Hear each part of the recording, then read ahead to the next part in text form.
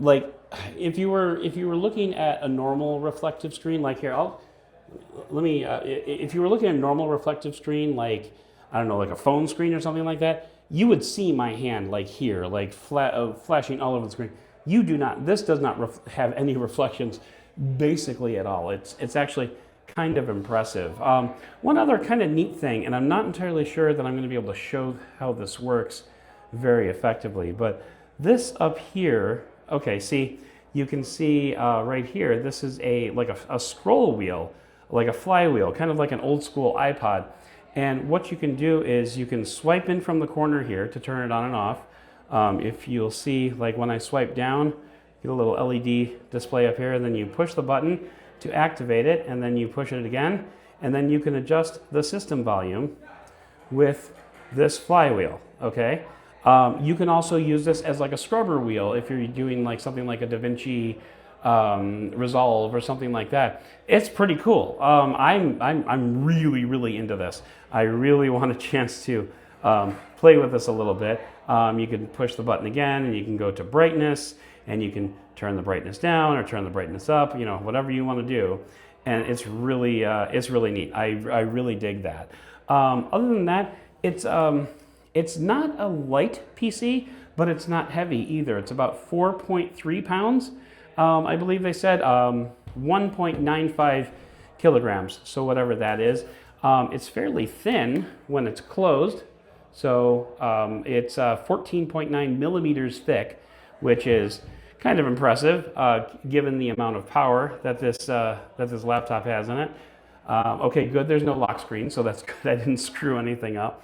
But yeah, this is the ASUS dial pad, which it works with DaVinci Resolve, it works with like Adobe apps, it works with like, oh, there I am. It works with like a bunch of, different apps, and it also works with like system apps as well.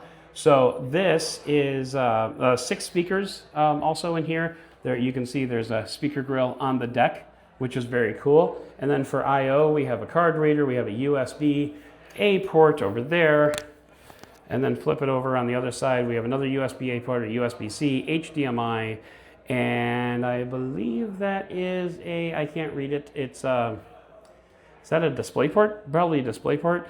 And then 3.5 millimeter jack. So that is pretty cool. I'm digging this laptop. For a 16-inch laptop, it doesn't weigh that much. You know, obviously Windows, it has all the ASUS stuff, the Armory crate, and stuff like that built into it. So that is the P16, ProArt P16. Then we get into the other star of the show, which is the ROG Ally and the ROG Ally X. So this black one here is the ROG Ally X. This is the ROG Ally. This is the more powerful of the two. This has an 80 watt-hour battery, which is about double what the original ProArt battery was.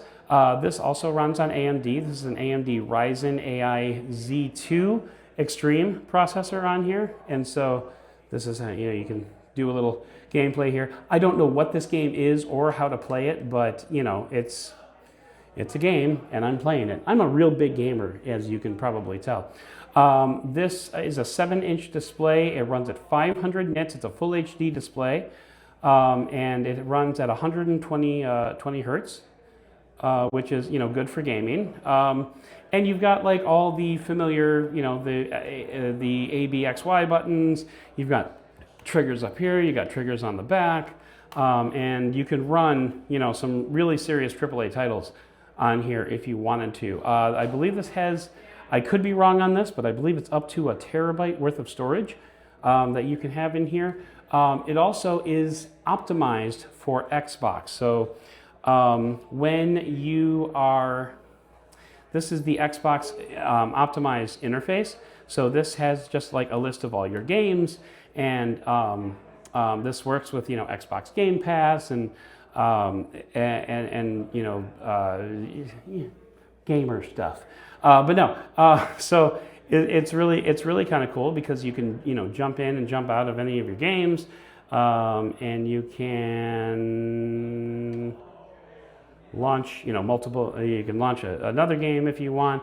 And like this is your Xbox interface that allows you to switch back and forth in between your games. It automatically compiles all your games. But there's also like a full Windows desktop display on here as well. Now, I'm going to switch over to Windows Desktop, and when I switch back, it's probably going to make me reboot the device, but I just want to show you that there is, in fact, a full Windows Desktop. It's a touchscreen, obviously.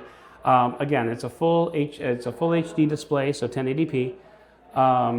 And, oh, you know what? I was right, 1 terabyte worth of memory. Now, if I hit the Xbox button again, and I try to go back to home. Okay, it worked. The Microsoft representative, the Xbox representative is here, said it might make you reboot. It did not do that, so that's good. Although it looks like it's not running very well now.